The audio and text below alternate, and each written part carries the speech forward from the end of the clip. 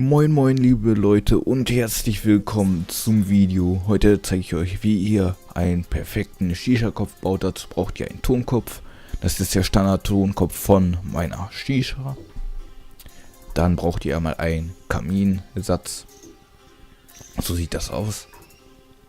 Und ihr braucht natürlich einmal euren Lieblingstabak. Ich habe Chaos What the Fuck.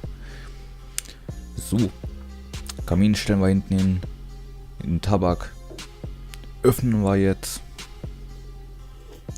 Die Folie ziehen wir hier mal ab.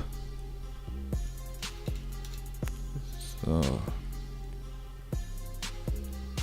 Ihr seht, da schwimmt wirklich noch die Molasse, deswegen rühren wir das Ganze einmal mit unserem Finger um. Ihr könnt natürlich auch eine Zange oder Löffel oder sonst was nehmen.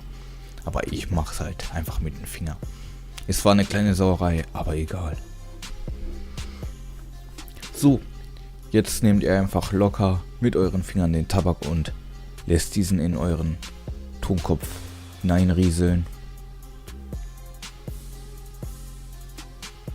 So. Bisschen passt auf jeden Fall noch rein. Ihr müsst aufpassen, dass eure Löcher dort nicht verstopfen. Kleine Ästchen tun wir wieder in eine Dose oder werfen diese weg. Wie gesagt, immer schön locker reinwerfen. Nichts irgendwie fest andrücken. Jetzt verteile ich das passend.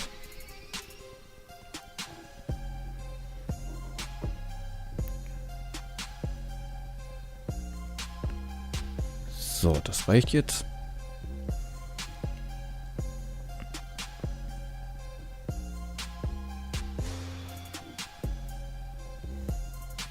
So sollte das dann später aussehen. Schön passend mit dem Rand nicht höher, damit auch hinterher nichts anbrennt. So, jetzt nehmen wir einfach nur noch unseren Kaminkopf. Die Dose machen wir natürlich wieder zu.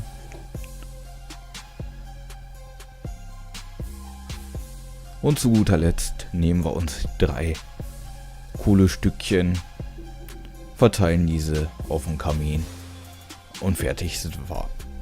Natürlich sollten auch die Kohlestücke glühen und der Kopf auf der Shisha sein. Dies diente natürlich nur zu Demonstrationszwecken.